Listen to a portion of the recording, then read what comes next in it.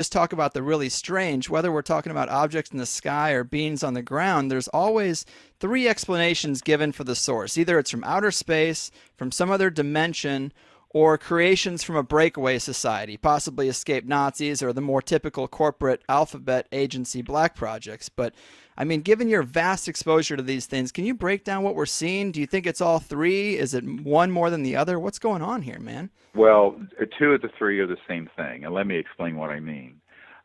If there's a civilization visiting Earth, and there are a number of them, that are from other star systems, Mm-hmm. in order to get here, they are, by definition, a priori, transdimensional or interdimensional. Now, why am I saying that?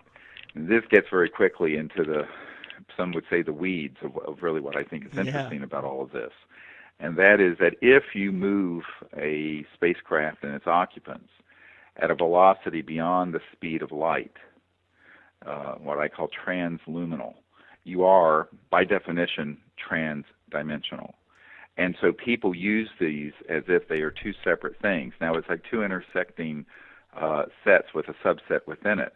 There are experiences people have with non-physical beings, whether they be people who've had a near-death experience or angelic beings and all of that, that are purely in the so-called astral or energy fields that are non-3D physical. Now, when you take a spacecraft or their occupants and you have the technologies, and we can get into this later about what the physics, because we understand the physics behind this quite well, Mm-hmm. that allow for the spacecraft and the people within it who have physical three-dimensional bodies and spacecraft to move from one star system to another. You cannot do that until you go beyond the crossing point of light. And so in the mid-1990s, I wrote a paper called The Crossing Point, and it actually deals with this whole issue of the intersection between very high energy physics and non-locality consciousness, thought, and interdimensional states, because there's a place where all of that comes together. And I think that this is why, if it's something that is an interstellar and also has made its way here, I call them TDIS, transdimensional interstellars. Now, that's separate from, say, someone who has an experience with a being that does not have a 3D component, but is living in other dimensions that the mystics used to call astral, or Right. the worlds of light and what have you. And those are different from the things that Lockheed Martin and my uncle's old company, Northrop Grumman, are making. By the way, I was on a flight going to, I can't say where I was going actually, but and there was a man sitting next to me who was an engineer for my uncle's old company, Northrop Grumman, and we were talking about this stuff. And I didn't know this person until I sat down in the seat, and he sat down, coincidentally or not, beside me. And I said, well, at the CIA they call this WSFM. And it sounds like a radio station. He says, what's that? I said, well, it stands for Weird Science and Frickin' Magic. And he says, yes, at Northrop Grumman, we call it PFM, Pure Effing Magic. So, and it has to do with an area of science. Now, there are programs within the aerospace industry and very black projects that have been developing those technologies for the last more than 70 years. We have to remember that T. Townsend Brown was doing very high voltage experiments with crystalline materials causing levitation effects in the late 1920s. So that's, fully on over 85 years ago. So I think that when you look at what people are seeing, they're seeing all of these things. And it takes some kind of knowledge base to be able to discern whether what you're seeing is man-made but very advanced and would trick most people into people's belief that it was ET when it's not. Mm-hmm. Or is it ET transdimensional interstellar? Or is someone having an experience purely with something that's from another dimension but isn't interstellar and doesn't have a home base in the 3D universe in another star system? And so this sort of discernment is needed, because if you don't, I'm a trauma doctor, and I liken this to someone coming in with chest pain into the ER, and you only have one diagnosis, a heart attack. Well, in reality, there's like 115 things that chest pain could be, one of which is a heart attack.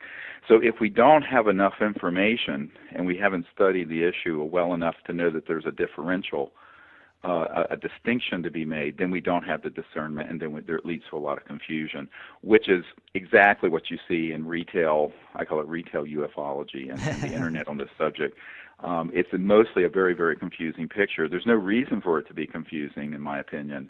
It just takes some study and understanding about the physics of interstellar travel, and also understanding what kinds of technologies have been developed within sort of this parallel governmental military-industrial complex that has spent trillions of dollars of our tax money, frankly, to develop technologies that would blow your mind. And I think that's where there is a lot of confusion, because there are operations that are set up as decoys, where the average person seeing a really advanced aircraft or electronic system coming out of the Naval Research Labs or Lockheed Martin or Northrop Grumman or SAIC, Science Applications International Corporation, any of these large entities, would absolutely be fooled and think it's ET when it isn't. So I think this is where there has to be some humility about taking a step back and saying, a lot of these events, we don't know what the point of origin is, and I think there's been a deliberate confusion that's been put out there, an obfuscation, because they'd rather people not know. I know that there have been some accidents that have happened in classified programs where they want people to believe it was ET when it wasn't.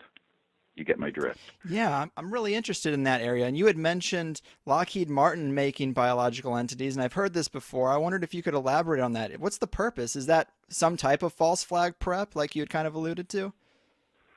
Yes. In fact, one of the things that we've tried to expose, it did not make it into the film Sirius, and those who are listening, there's a documentary that came out in the last few months called Sirius, SIRIUS, and you can link to it from our website, SiriusDisclosure.com. Great film. Sirius spelled like the star system.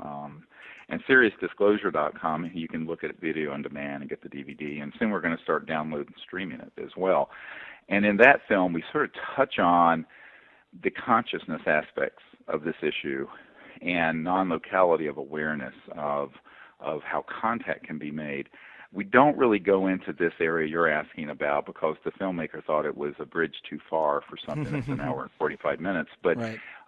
If you have an audience that sort of has studied this issue some, yes, yeah, I think what you then have to begin to look at is what are the capabilities? And the part that gets ignored a lot, everyone talks about, well, we have anti-gravity, quote unquote, or electromagnetic gravitic, EMG, propulsion systems that are classified, and that's been well established since the 1950s, and so-called flying saucers that have been man-made. It's well known that Adolf Hitler, his secret project wasn't the atomic bomb so much as it was things that look like UFOs that are right. actually man-made. And that is true, absolutely true. We have photos from that era from the 40s.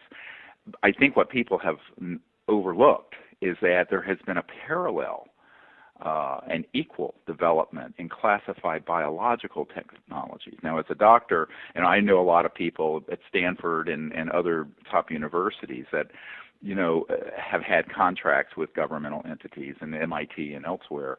And the reality is that if you have this kind of trans-dimensional physics that you're exploring, you can begin to explore with it in biologicals as well. And you end up with some very strange stuff going on. And the really high end, what I call excuse my French, the batshit crazy end of the classified contracting world, is dealing with the biologicals. So that yes, they have been able to, for example, create creatures that look like they're ETs and they're not, put them on things that are flying saucers that look ET but they're not, and engage in false flag operations, which retail UFO subculture would call abductions and mutilations. So now some people have had actual contact with ETs, and because the the lexicon, the pop culture lexicon, is to say any contact is an abduction, even if it's not. There's been this commingling of some very virulent false information and false flag operations that deal with trying to scare the hell out of people, mixed in with people's real experiences with ETs. And when those two things get mixed up, what happens is that the fear factor kicks in, and of course you have people running around screaming, we're being invaded by aliens, which redounds to the benefit of the military-industrial complex. Ultimately, what Wernher von Braun said on his deathbed, which he was one of our, his spokeswoman for the last few years of his life, is one of our Disclosure Project witnesses, and her testimony is up at SeriousDisclosure.com for anyone to look at. There's nothing secret about any of this. It's open source on the internet now and on YouTube. What basically Wernher von Braun said was that we were going to have the Cold War, and the threat of this sort of polarity between the Soviet Union and America and the West that would then give way to global terrorism, which would then be followed by threats from outer space. And so there's been a preparatory phase since the 50s and 60s to prepare people for the idea that mainstream science says they're not out there. But then there's also a part of mainstream science saying, well, there are planets now that are like Earth. We're now estimating there are 11 billion Earth-like planets in our own galaxy. That's just come out in the last from the Kepler Space Telescope. And they'll add on to that, of course, by the way, the Lockheed guys who just wrote a book a couple years ago, but if they ever find us, they're going to come here and going to eat us for lunch. So, humans' proclivity towards the paranoia and fear of the unknown is being exploited by some very good, what's called in a Strategic Studies Institute document I have, which I wished had made it into the movie, and it didn't, and maybe it'll make it into the next one, where it talks about utilizing and hoaxing abductions and mutilations and using quote-unquote stagecraft to present a false alien threat that the world could unite around. And so in that mix, you have real ET events going on. So this begets to be very, very complicated. And, of course, we live in an era where everybody wants a really simple, quick McDonald's answer to everything. And I have bad news for people. When you get the intelligence community involved in anything, they're going to make a complicated mess out of it. And so then you have to begin to discern what part of the conventional wisdom on this subject is real, what part of it has been tailor-made stagecraft designed to create a psychological effect of fear, so that people would fear the ET, so that in the future we could sort of move into, like the movie Independence Day, yeah, let's go kick alien butt, like Will Smith says in the movie.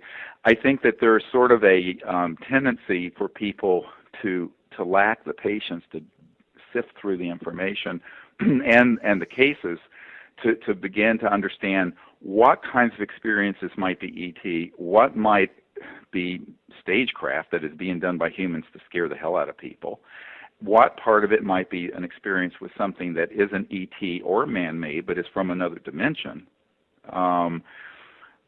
et cetera, and so on. And so this gets to be, I think, one of the central problems in the world of all things ufological, for lack of a better word. And I think that's caused a great amount of consternation and confusion.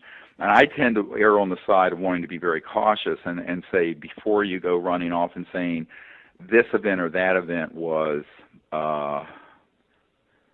evidence of ETs doing something horrific to humans, let's back up and study what people are capable of doing and creating a false flag operation, sort of a cosmic Gulf of Tonkin incident. Everyone forgets that in Vietnam we had the Gulf of Tonkin incident where we basically staged an attack on our own ships so that we could then justify expanding the Vietnam War, which of course enriched all the warmongers and military-industrial complex folks who are going to make trillions of dollars off that conflict. So I think we have to begin to be a little more mature in how we look at things and a little more skeptical, frankly. Yeah, that's really well put.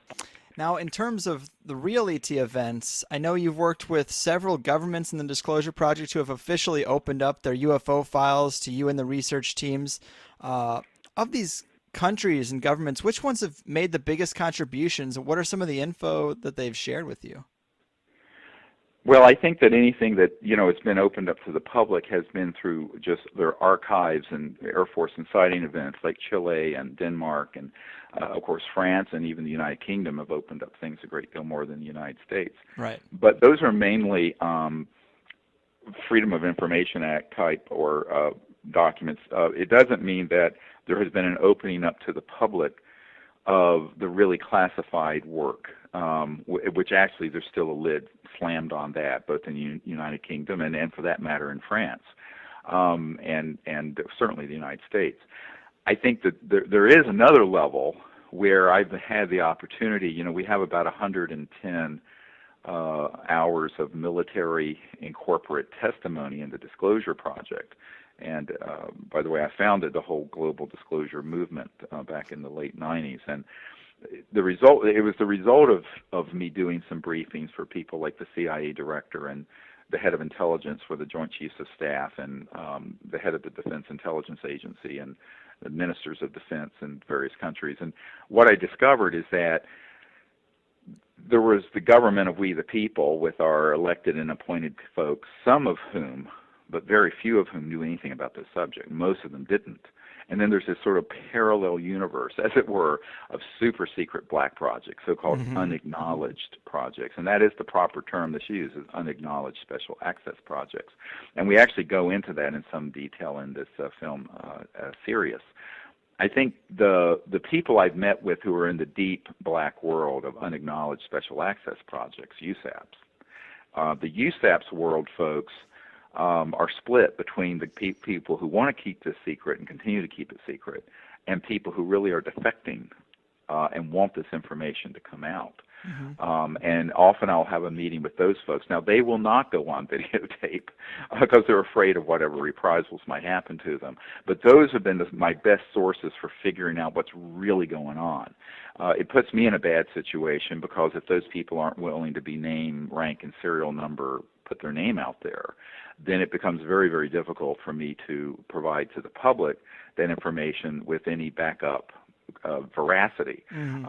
But I will say that, for example, I've met with multiple people who don't know each other, who told me the same story of being on these man-made anti-gravity devices, and they were the controllers kind of behind the curtain using these biological programmed life forms to go in and stage an abduction or stage something else.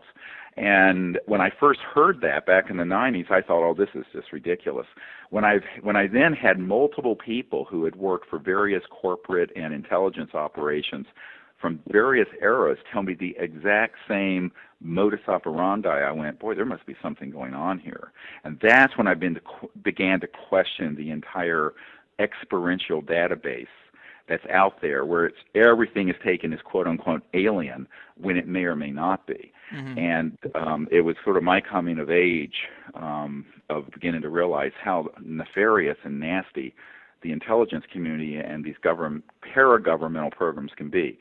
So I think that's one of the most important things I learned from meeting with these sort of deep insight sources. The other is learning exactly where these facilities and which corporations are involved in all this.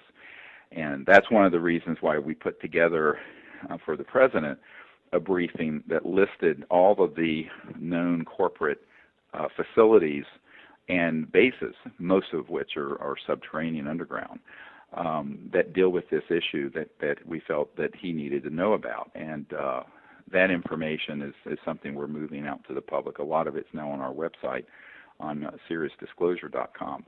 And the first person, by the way, to ask me for that, it was kind of comical, was back in the 90s. There was a member of Congress named Christopher Cox, who became Bush's head of the SEC, Securities and Exchange Commission. And I was having a meeting with him, and he said, I'm here in Southern California. There's a lot of aerospace here. I've never heard of this issue. Where are the facilities in my district dealing with this? So I created a a file for him. And that became the sort of the thing that then grew into this larger list of facilities and operations. Interesting. I am here in San Diego in Southern California. Where would be is there any place out there that one might go at night to try to view something if they've never had that type of experience? Yes, well, I mean, if you go out to near Palmdale and Lancaster, and as close as you can get to the Edwards complex up in the high desert of California, in Southern California, you're going to find many people will see objects that will be launched or will be moving around very late at night. There's actually a lake bed that they keep filled with water, and there's an underground area that opens, and objects will come in and out of there at night late. Wow. I know people who there's a very famous rock band that has their studios down, and I'm not going to say who it is, that are a very big one, a household name band well, one of them lives down there in the San Diego area, and his significant other has family members who have gone into, and I've met with them, who've gone into underground conveyors that go underneath at Edwards, deep underground, and then it connects underground all the way out to so-called Area 51, the Nellis Range, or other facilities out west, all subterranean, moving at enormous speeds using these kinds of advanced technologies. And so there's a great deal of this. But of course, getting really close to those sort of facilities, you can't, because they have ground sensors. They know if you're even walking. Of course. The airspace above it is restricted, and the perimeters are restricted. The real state-of-the-art facility is in outside Provo, Utah, in Dugway, the proving grounds at Dugway. And that's a very large facility that's all underground. There's very little above the surface. And, of course, also out in Australia at Pine Gap. Right on. So, there are these sort of facilities, and, I mean, this is why, when you look at the movie Sirius, there's a little clip in there of Donald Rumsfeld at the Pentagon back when he was Secretary of Defense for George W. Bush, saying there's $2.3 trillion unaccounted for. Yeah, the day before 9/11.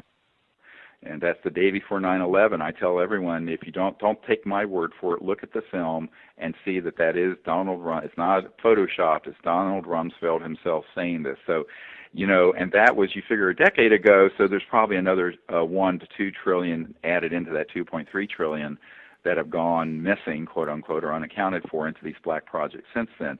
So with that kind of with these kinds of technologies and those kind of resources, you can set up a lot of deceptive operations. Of course. God, that's fascinating. Another thing, we also hear stories of entities that have different motivations, some to raise our social consciousness and intelligence, and some apparently to harvest us. And of course, some are convinced that the planet's elite rulers are at the very least trying to conjure up or contact some multidimensional beings, if not take orders from them. But, what's your opinion on the landscape in terms of motivations and the roles of these various beings? Well, I have to distinguish again between extraterrestrial, transdimensional interstellars that are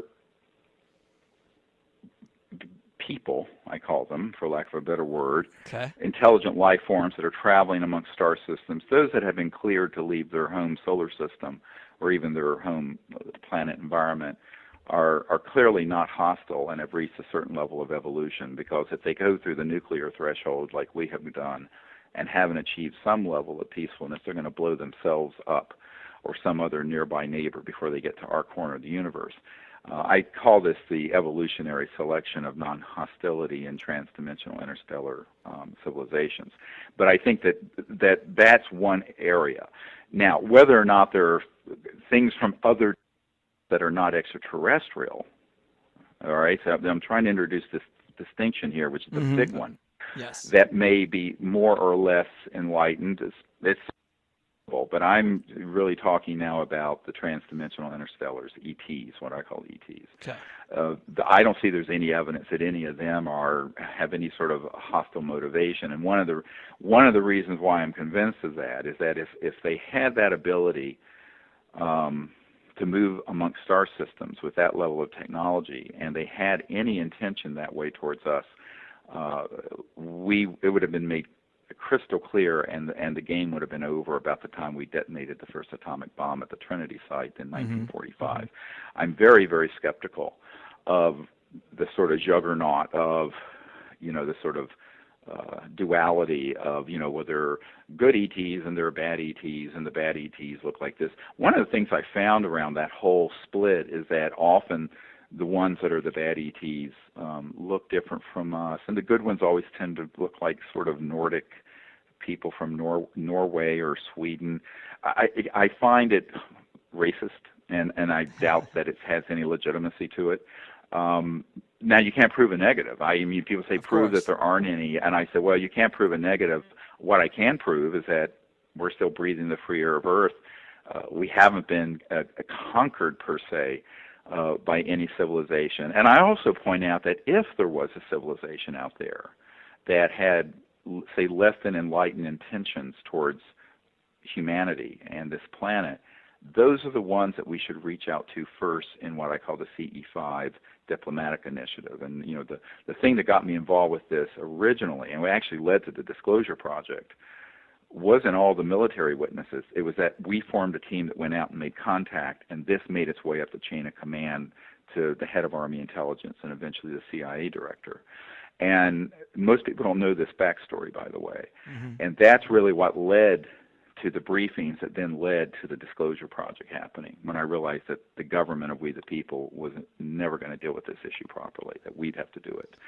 But the impetus for it was that there was a small group of us that decided, let's go out and in higher states of consciousness and using the physics of thought and remote viewing and consciousness, make peaceful contact. And when we did it with that intention and without fear or prejudice, we found that, in fact, they did show up and they did come and we did have contact. And this is what got on the radar scope of the CIA director that led to the meeting. So most people don't know that. And it was actually the CE5, what I call Close Encounters of the Fifth Kind, which is when, humans go out together and utilize a set of protocols. And we actually, we have a contact app, we call it, that you can get from our website that goes through the whole remote viewing training and all the protocols and everything we do. And we go out, and there are now thousands of teams all over the world, by the way, doing this.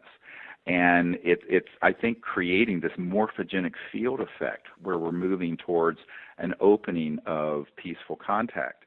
Now, really overt contact where, as Larry King asked me, why don't they land on the White House lawn? I think that's something that isn't going to happen until there's a real sea change in the mass consciousness. But it has to start somewhere, and it has to start with some pioneering people who are doing it with an understanding of the science of consciousness and where that intersects the physics of interstellar communication and transdimensional communication.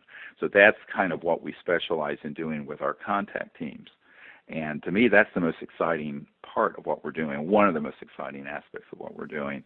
And in our experience, I've been doing this now with groups of people all over the world for over 20 years, we've never had a harmful or hostile or anything event happen involving ETs.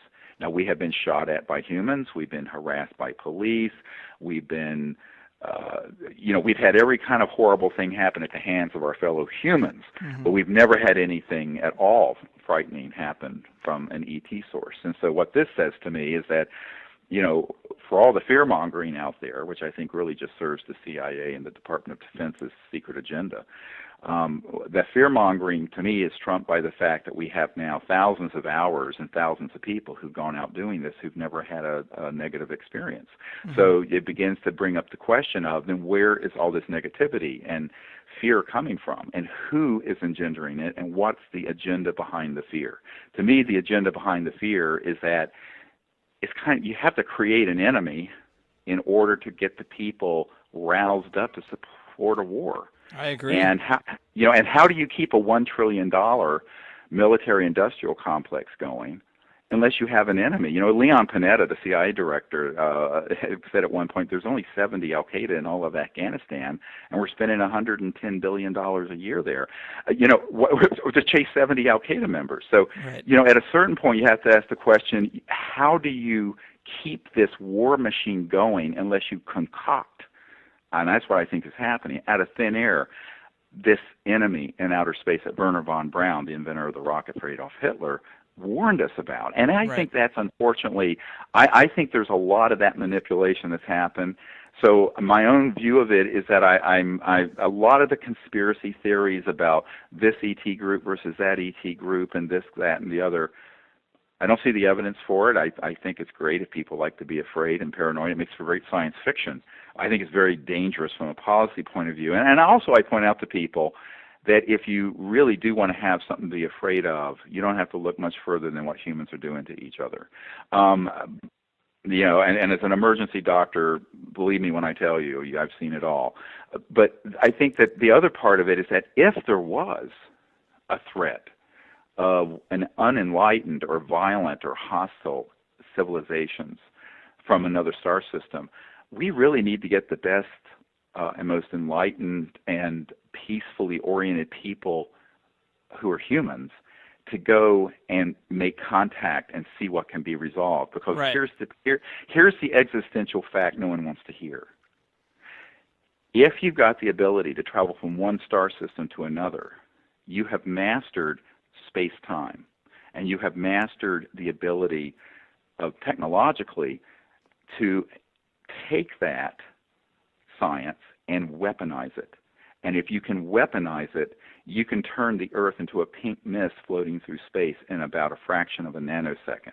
Therefore, if there were, and I'm not saying there are any such civilizations that conform to this sort of internet juggernaut of good and bad aliens, but if there was, we better find a way to engage in some kind of more enlightened dialogue than running around like Chicken Little with our heads cut off. Right. And I think that's unfortunately most of what the response has been. But I think that is a planned response from the intelligence community. I think that people have simply been manipulated into that. But a lot of people have this as part of their belief system, and once it's like telling Jerry Falwell the Earth isn't 6,000 years old. If they want to believe that, they're going to believe it. It doesn't matter how many logical arguments you give. And so what I ultimately have to back up to is the fact that if somebody wants to think that way and believe in that very highly dualistic paradigm about life out there in the universe, then I think we need to figure out how we're going to approach that and how we're going to respond in a way that isn't going to lead to something much worse than mutual assured destruction. Of course. A moment ago, you had used the term "cleared to leave" about beings who may have been able to get off their home planet, and a lot of researchers have alluded to the fact that ETs have developed an interest in us since we've developed the atomic weaponry, which of course makes a lot of sense. But Right. do you see, or have you found any research to suggest that we are on some type of interstellar quarantine here on the Earth? Yes, absolutely. I have no doubt about it. In fact, I've said for years that if you look at our witness testimony from people like Colonel Diedrichson, who was head of the old Atomic Energy Commission, section that dealt with all our nuclear weapons facilities and uranium processing facilities, he said that every single one of them was overflown by these ET vehicles back in the late 40s, 50s, 60s when he was involved, and that they also at the same time had a very keen interest in our space program. Neil Armstrong was overheard stating, and this is in Timothy Good's book Above Top Secret, that when we landed on the moon, that there were all these ET craft on the crater above the Sea of Tranquility where we landed. And of course, my uncle worked on and designed the lunar module that took Neil Armstrong there. And that I've heard this from other sources, and that basically because the moonshot and the Apollo mission was really a Cold War competition, and it was really military. We always think of it as a civilian effort, but it was a very militaristic effort that we were competing with the Soviet Union in the Cold War to get to the moon first and conquer space first and have dominion in space. Well, this was viewed very negatively by the ETs because they think that people from one planet should go out in a peaceful, unified way into space, not as competing, warring factions. And so Armstrong was overheard saying that basically we were warned off the moon. So we went back a few more times, and I know Edgar Mitchell, who was the sixth man to walk on the moon, but then they wound down the program of going back, and it wasn't because of budget cuts, which is the fig leaf they put on the reason. The reason was that the ETs didn't want us bamming around out in space until we became peaceful. Mm-hmm. And I think that what I'm saying is that there seems to be a universal policy or doctrine that until a civilization reaches a certain level of, what Michikaku calls a level one civilization, where we're living together as a global community in peace on our planet, that basically until you reach that threshold, which we have not reached yet, you're really not welcome to go zapping around out there amongst other star systems or even very far to other planets where there could possibly be other facilities or Mm-hmm. life. And I think that that is, in fact, what has happened. And I think we have to look at that and ask why. Well, doesn't it make sense? Let's step off the Earth for a minute and look at humanity through the eyes of ETs. In the last century, we've killed 200 million of our own people in warfare. Yep. All right, that's more than the population of many ET worlds in its totality, more than the population of the Earth not that long ago. So we have this unbridled ability to engage in murderous behavior coupled with weapons of mass destruction and nuclear bombs and covert so-called scalar weapons that we have developed that can travel faster than the speed of light. And I think that when you look at that, obviously there are ETs out there who are quite concerned about humans potentially being a threat to others. And I think that this kind of turns the whole, oh my God, we should be running afraid of the ETs on its head. And I think it's probably the ETs who look at us with some horror as we go around murdering each other in Syria and everywhere else. I mean, whatever the war du jour is, the Congo, 2 million people dead there, that you begin to look at this and you go, well, anyone looking at this planet would go, my God, they got a little growing up to do before they go bamming around out amongst the stars. Mm-hmm. Well, let me ask you a little follow-up about the moon, because I was hoping that China getting a rover on the moon might expose something that the Americans had not disclosed. Obviously, you're of the opinion that the universe is full of life. Have you been presented with any interesting information about beings on the moon or bases on Mars or in any other areas of our solar system?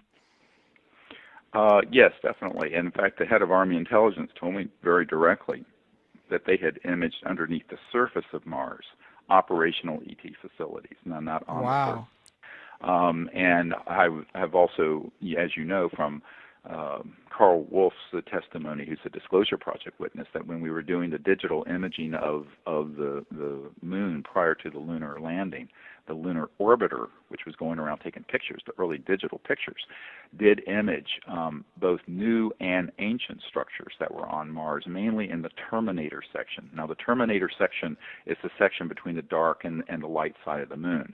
Mm-hmm. And now, interestingly, that's not where the Chinese are.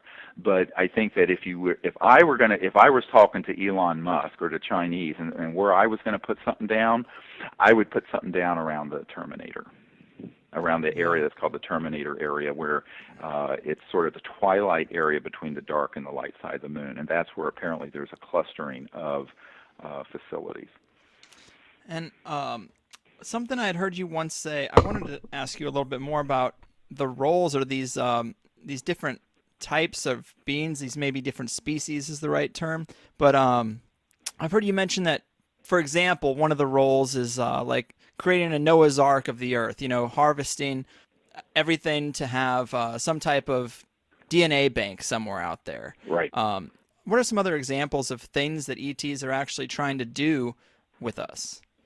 Well, what I've observed, and this is something we started to piece together in the early 90s, is that there are certain categories. There seem to be some ET operations that deal with an acculturation, introducing themselves to people and being seen, even people having contact experiences, what have you.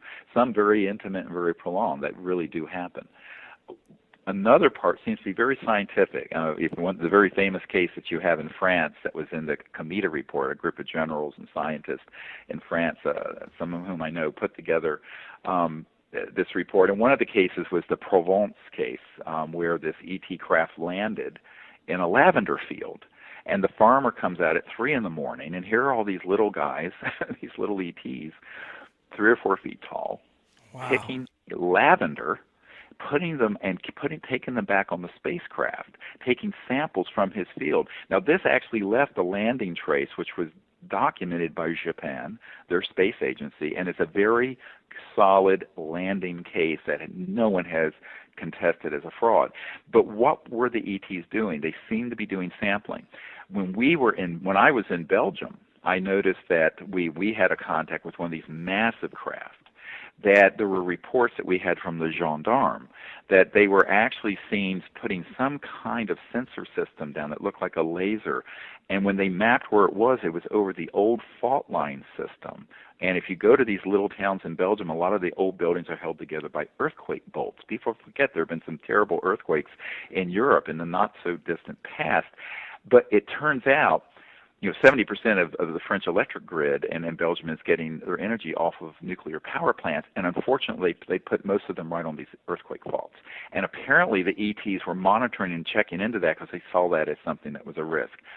Another area that I found that's very common, if you go to Popocatépetl and the other volcanoes around in the Philippines, all over the world, the Ring of Fire in the Pacific, there are Mount Unjin in Japan. You see these amazing videos and photos of ET craft going in and out of these volcanoes and around these very unstable areas, because I think that they're examining how the so-called Ring of Fire is becoming increasingly unstable. And I think that as we melt billions of tons of ice off of both of our polar axes of a spinning top, the Earth going through space at 1,000 miles per hour, there's the risk that there could be a big Earth change event, or there could be a release of an enormous event that would be along the Pacific Ring of Fire that could, trigger massive tsunamis and massive destruction. And we have found that whenever there's been an eruption of a volcanic area or a major earthquake, there have been consistent reports of sightings of these ET craft around those facilities, seeing what's going on, and perhaps maybe even trying to stabilize the areas. We don't know. That's getting into some speculation. But there's certainly been a temporal relationship between those sort of events. So you find that there are a certain number of operations that seem to be scientific. Some may be where they're making preparations, because there's a Chinese saying, unless we change directions, we're likely to end up where we're going. And, for 50 to 100 years, we've been moving in a very bad direction towards increasing conflict, environmental degradation, increasing weapons of mass destruction with greater and greater destructive capability. So it very well could be, and maybe I'm speculating some here, that there are ETs out there that are observing this and making preparatory plans if it goes to a worst-case scenario, or just trying to document what we're doing geophysically, but also what we're doing geopolitically. And I think that there's been, like Colonel Diedrichson said, there's an unmistakable clustering of ETs around our nuclear silos and facilities where they were obviously concerned what we were doing, and around our space program, and around these geophysical active areas. And then there's another category. I have a man who's Navy intelligence who's on my team who was on a submarine that was sent down to the South Atlantic, to examine the euphemism of electromagnetic anomalies under the ocean. And what they found, they went down there really to hunt for UFOs underwater.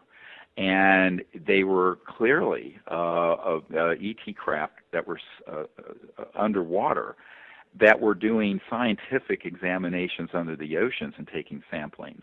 But at one point, one of these craft came over to this huge nuclear submarine and was able to take its drive system completely offline. In other words, they couldn't go up or down, forward, back, nowhere, side to side. They were just suspended in this force field. It was fascinating. Damn. And they were, this guy was on this submarine and he was collecting all this data. They collected all this electronic data. But he said what was interesting is that at one point they tracked one of these objects moving underwater without causing any wake at 450 knots. Now that's the speed of a Learjet. So, wow. And so it's quite interesting. He didn't understand how there could be no displacement of water as it moved at that speed. And I said, well, that's the physics behind, when you adjust for zero gravity and you're dealing with a mass cancellation effect from the physics of very high voltage systems that do this. But so they do move through the air without a sonic boom, and they move through the water without creating a wake.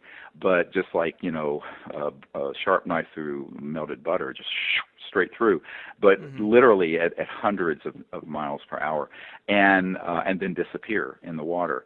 So it was fascinating to hear, this account about what they were doing even under the oceans, that usually people don't even think about. Yeah.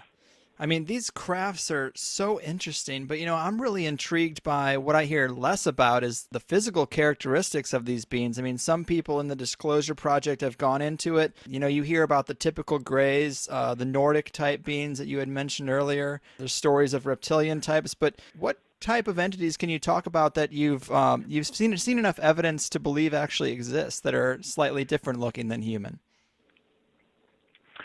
Well, there are a lot. I mean, there's some that are incredibly small, and there's some that are incredibly tall. We've had on our CE5 expeditions beings come in transdimensionally. There's a photograph of one that's on our at SiriusDisclosure.com that happened at Joshua Tree, and that's not far from you. Yeah, I saw that picture. And it looks very human-like.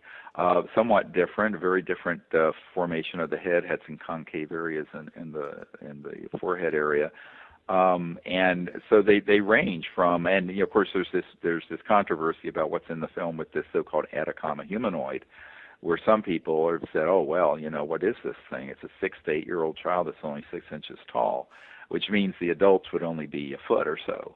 But now we're finding there are reports out of Russia and other places of these beings being seen, and they're literally these tiny humanoid, 2 arms, 2 legs, a head, beings that are less than a foot tall when they're adults, and others that have been reported that are in the 30 to 35 feet tall range, and there are apparently skeletal remains. I know Paula Harris is looking into this in Sardinia and other places.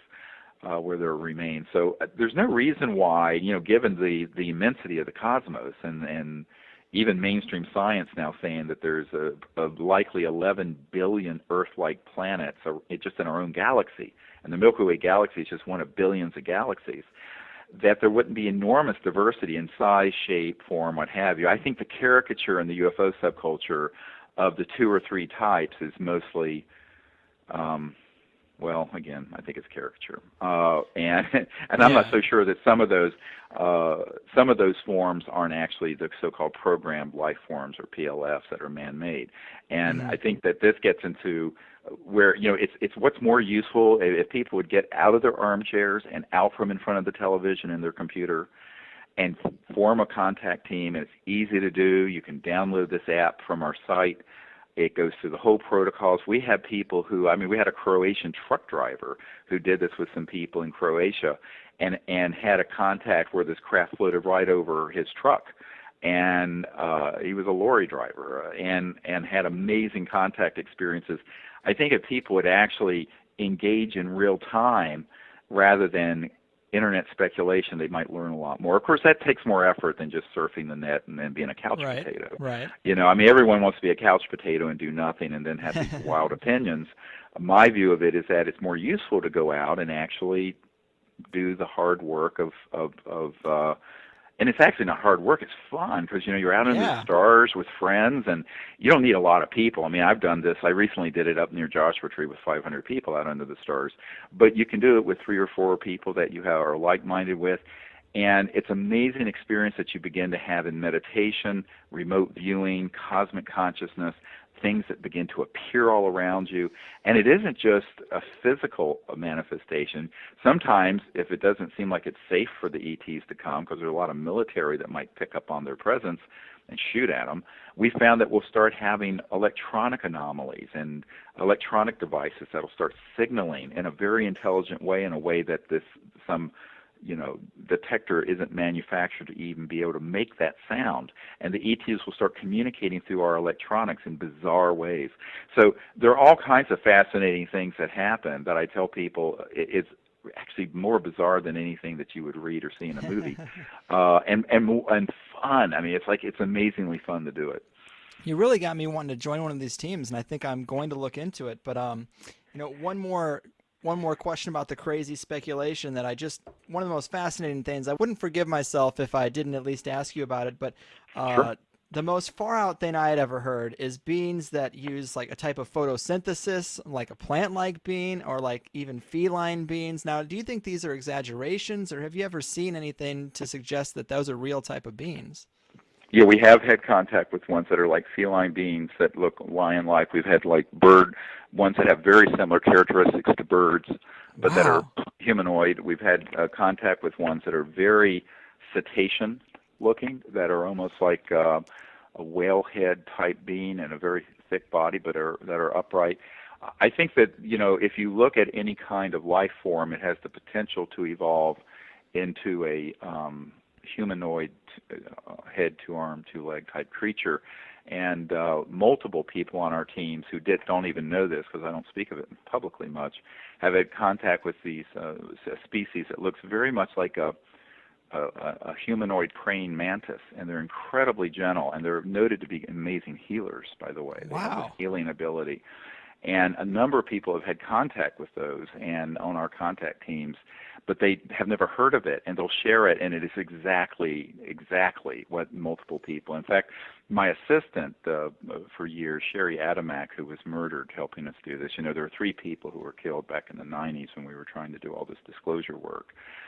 My right-hand assistant and a former CIA director, Bill Colby, and a member of Congress, Schiff. And it's a long story, but when she was dying, one of these praying mantis-type beings materialized in her house and put her in a state. Now, she wasn't healed, but she never had any pain. She died of this horrible metastatic cancer, which, by the way, all of us got. It was a bizarre thing. Everyone on my team got this a metastatic cancer that was fatal, and I'm the only one that survived. But Damn. she never had any pain, and I was with her at the time of her death. And that story is in Hidden Truth, Forbidden Knowledge, which is kind of an autobiography I wrote that is the basis for this film, Sirius. But it's a beautiful story of spiritual contact with these beings and the capabilities they have. That's awesome. And so there's a huge diversity out there of these sort of life forms, and I have found that the ones that people are always describing, these thousands of people who are on our team all over the world never see, and there are all these others that you never hear about because I think the intelligence community doesn't want you to hear about them. Mm-hmm. Wow. Well, I appreciate you sharing that with us. Kind of one other thing I wanted to touch on was the current state of disclosure. I mean, conspiracy researchers are always saying things like we're running out of time, economic collapse is coming, earth changes are coming, disclosure's coming. You know, and I've heard that over the years you've been to some high profile meetings trying to bring this stuff through the right channels, and we're still waiting. So give us the 411 on the current state of disclosure in terms of both these otherworldly beings and the implementation of this technology. How close are we to overcoming this petrodollar control grid?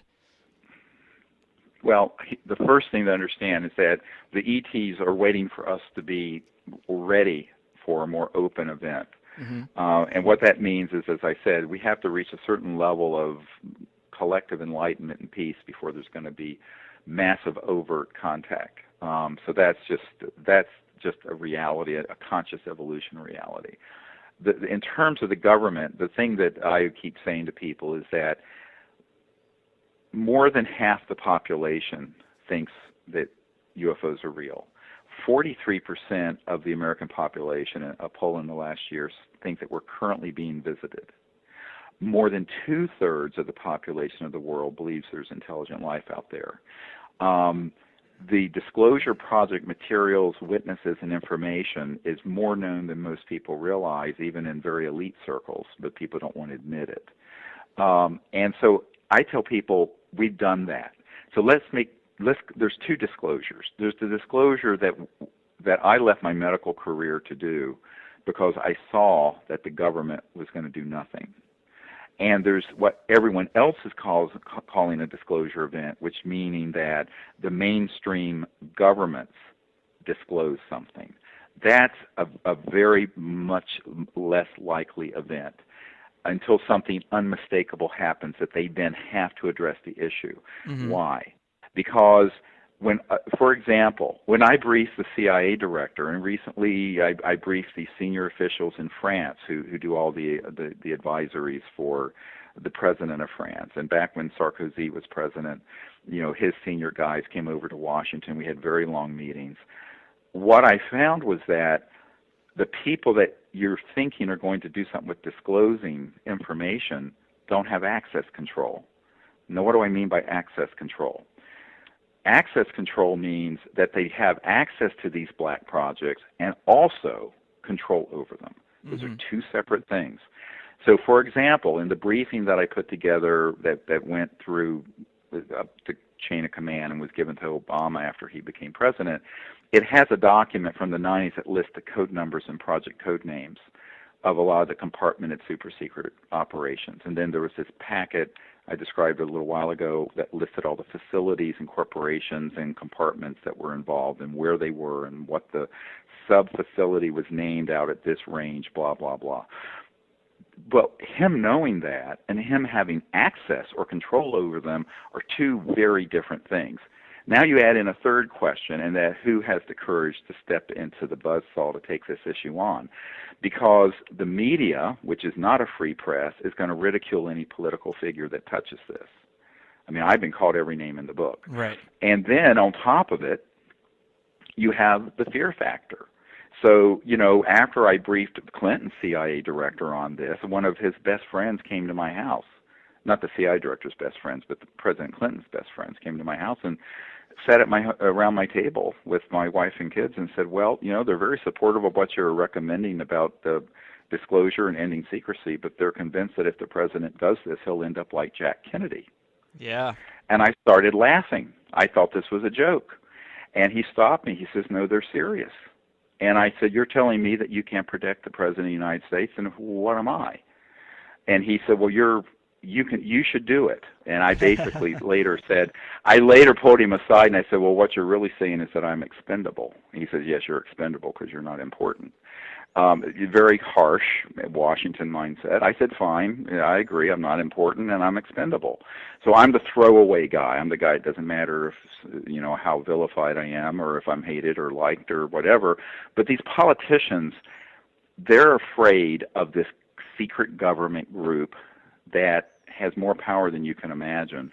And what they realize, and this is what Clinton said years later, he said, the White House was the crown jewel of the federal penitentiary system.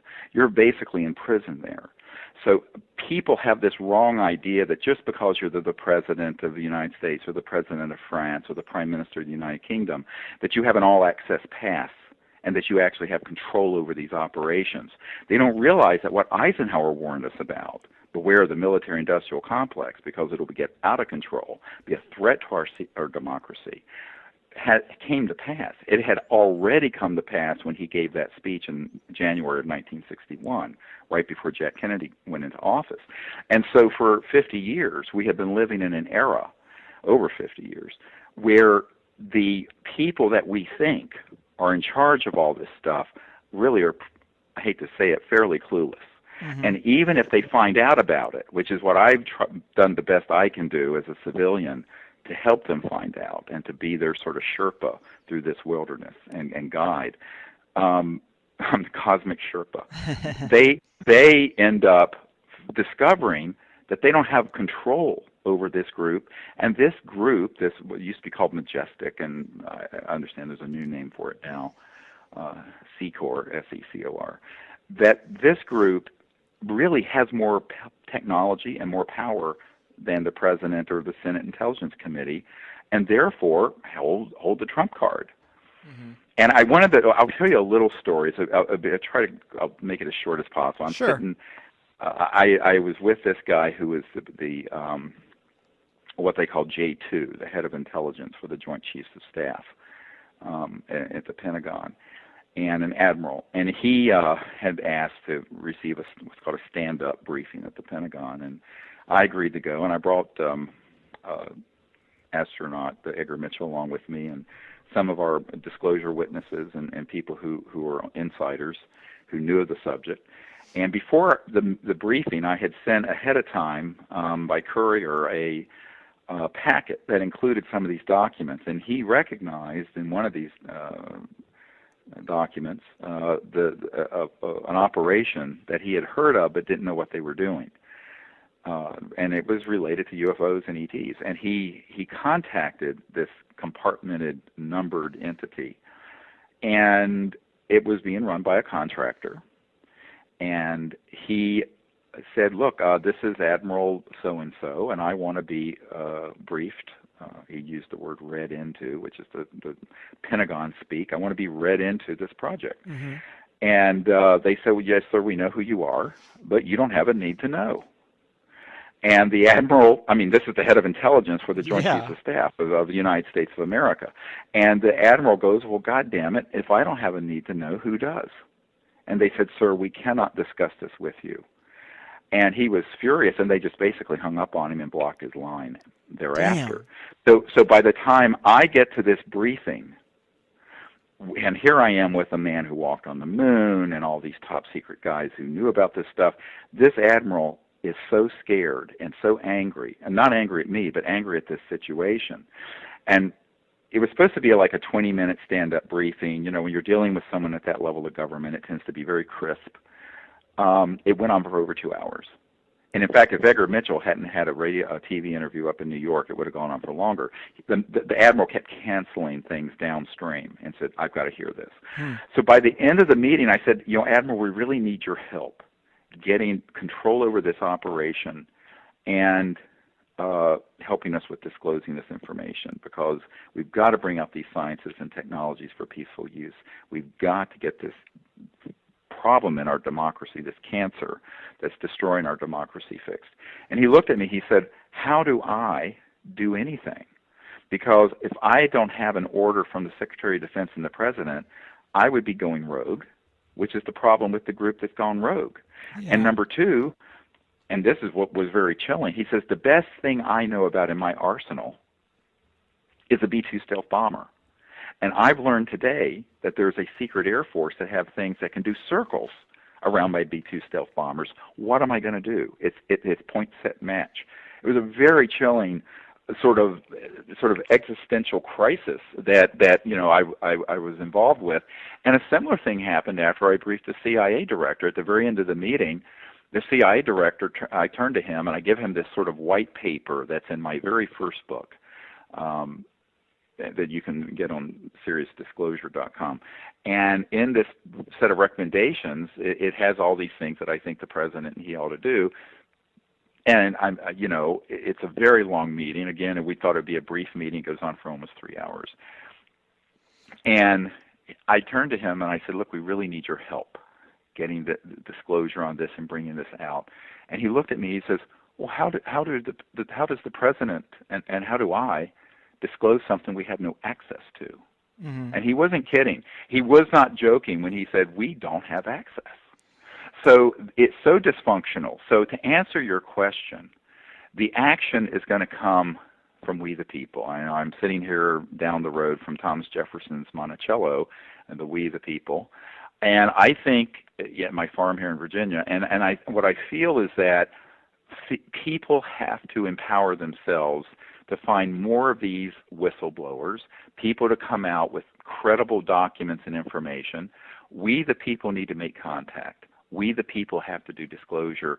And finally, which is the thing, it's been the hardest thing for us to do, we the people need to bring together the funding and the brain trust of scientists and researchers to bring out these technologies that could get us off oil and gas and coal. Because when the day is done, this whole issue and the secrecy around it is about macroeconomic power. This is what Paul Hellyer, the Minister of Defense of Canada, and I've spoken about at some press conferences, that it's really about who runs the world, who has the power, the technologies of how these UFOs, whether they're man-made or interstellar, are moving. They are not using fossil fuels. They are not using rockets from the 40s. They're not using what Elon Musk is doing at SpaceX, which is just a fancier version of what Werner von Braun had in the 40s for Hitler. It's very advanced, trans-dimensional physics. And until those sciences are liberated from the yoke of this sort of fascist petro-Nazi regime, the world is going to continue to deteriorate, and so is the body politic and our democracy. And so that's the thing that and people say, well, when is the government or the corporations going to release this stuff? I say, but sometime between now and never. Yeah. I think we the people need to figure out, how do we do our own civilian open source, no patents, no trade secret program to bring these technologies out and develop them free from the venture capital crowd and free from the big government crowd, who ultimately, if you have the big money and people involved who own the technology, they're going to sell out to the highest bidder. Right. But it's which is going to put it back. It's going to put it back on a black shelf. So this is really where the rubber meets the road, where we have to figure out what do we want to do when we grow up. and it's like it's sitting around passively expecting the government and these large corporations to do anything constructive. I don't mean to sound cynical, but I think, having dealt with the government at the level I have for 20 years, I keep saying we, the people, have to take responsibility for this and have to actually take action and go from information and sort of being entertained by this issue, and it is entertaining and it is interesting, to actually doing constructive things like going out and making contact, going out and developing these technologies, and going out and spreading the word about disclosure, but also finding more and more people who are credible to disclose the information about what's going on at Edwards, what's going on at the Dugway Proving Grounds, what's going on inside the black projects at Lockheed Skunk Works. Right. I mean, this is exactly what we need to do, and it needs to be sort of an awakening globally on this issue. And I think that that's really how it's going to happen. Now, it isn't to say that at a certain point of us, we the people, doing that there's the possibility of a capitulation from these covert interests and the mainstream government. Or at a certain point, now this sounds a little spookier, but at a certain point where we begin to degrade our civilization and our biosphere so far, there may be an overt event that the ETs do. But I think that's kind of the last stop on the F train. It would be much better if, in other words, you're fucked at that point, excuse my French. But it's okay here. Because because ultimately, if you're codependently expecting the ETs to land and fix this mess, this is delusional. It's like expecting that we're going to land in Afghanistan and turn a feudal society into a Jeffersonian democracy in a decade. Well, this is ludicrous. It doesn't happen that way. So the ETs, I mean, the kind of thing that some people think might happen, it could happen that way, but it would happen under some worst-case scenarios. And so I tell people, look, we can become enlightened, we can awaken and join together and take constructive action, we can do contact together, we can do disclosure together, and we can bring out these technologies together. And behind the scenes, there will be some pretty mysterious, cool things that the ETs have helped us with. I wouldn't have gotten this far without some really weird, amazing things that have protected and helped us. But at the same time, it's a big mistake to think that, we're the children of planet Earth, and I think the ETs view us as being responsible for this planet, and so we need to start taking responsibility.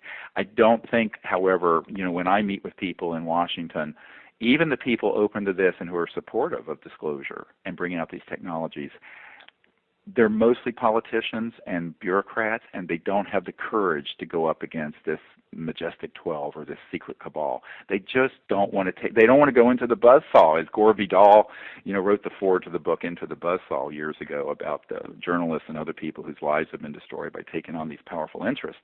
When Gore Vidal talked about that, he says very few people want to go voluntarily into that buzzsaw, which is what I've done. But I think that, so when you look at Washington and you look at the power elite, the wealthy, the politically powerful and connected, they just want to maintain what they have and get more power and money. They don't want to take on something that isn't going to redound to their own personal ambition and glory, which is why, for the most part, the ruling class never is responsible for the big changes in history. If you look at history, it's almost never where the power of center is that the change comes from. It comes from the periphery, from we the people. And that's true of every revolution. Right. Well, I mean, I totally agree with that analysis, but it's such a tall order to topple the ultimate control machine. But this kind of brings me to one of my last questions. You mentioned that the president couldn't talk about it, and so how is it you're allowed to operate at this level? Because we've had reporters like Michael Hastings killed for what seems to be a lot less than this high-level information. I mean, you're meeting with high-ranking officials. Some seem to be behind you, others against, but how are you allowed to talk about these kind of things and be in the forefront without being snuffed out? Well, you're assuming that attempts haven't been made to do that. Well, right. But I mean, they should be able to do it if they wanted to. Sure. And I think that the reason for it is that there are a group of people who support what we're trying to do, who have significant influence. And so it's interesting, when I first got involved with this, I was told by two separate people who didn't know each other that only about a third of Majestic at all supported what I was recommending back in the 90s.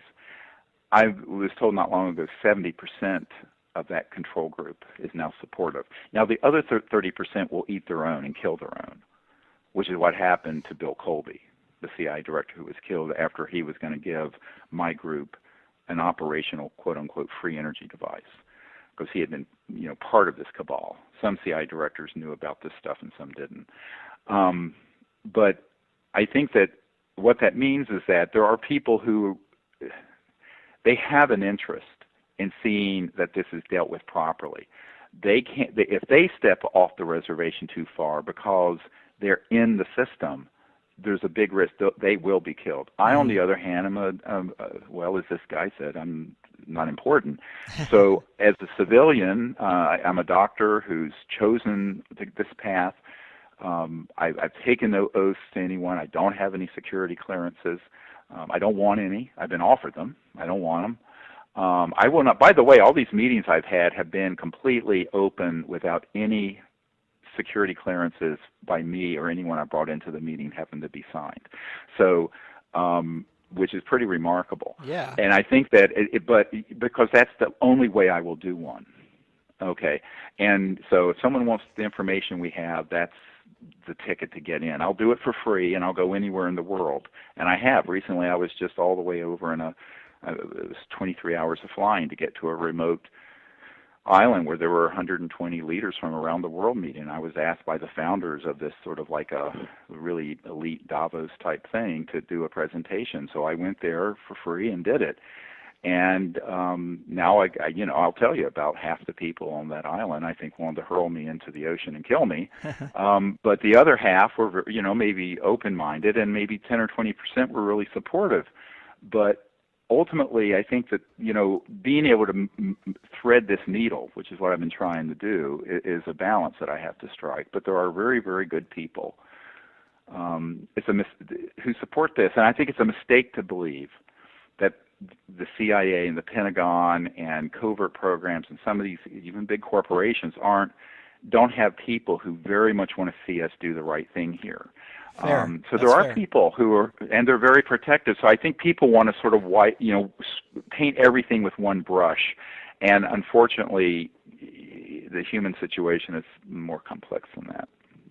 That's a fair answer. Well, hey, man, all right. That pretty much brings us to the end of the show. I really respect and appreciate your role in this whole realm of secrecy. I know you face a lot of criticism and skepticism, but that happens to anyone who's at the top of their field. So thanks for sharing all that juicy info with us. It's been a blast. Would you like to fill the people in on what Dr. Greer is working on currently and where they can keep up with you?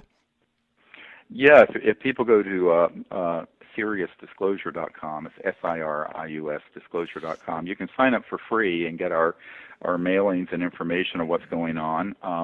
And I also have a Twitter feed at Dr. Stephen Greer, and also a Facebook page, Sirius the Movie, on Facebook. And people can see the film online, and they can also get involved in these contact groups and get the contact app. There's a link there on the website. And this coming year, in the next few months, we're going to come out with a free app so that everyone who wants to be part of a team can be in a social network where they'll see where everyone else is and can link up with them. Awesome. And so that we're developing now. We have a volunteer. Now I have to keep in mind everything we've done has been without an office, a staff, or any real funding. So, it's sort of being done by a volunteer. We don't have a hard date for releasing that. And we're going to do a number of expeditions coming up this year where we're going to go out into the stars where I'll lead a group of people. And, it's likely going to be in California, Arizona, a few other places. Nice. So, Can people get involved in that? Oh, yeah.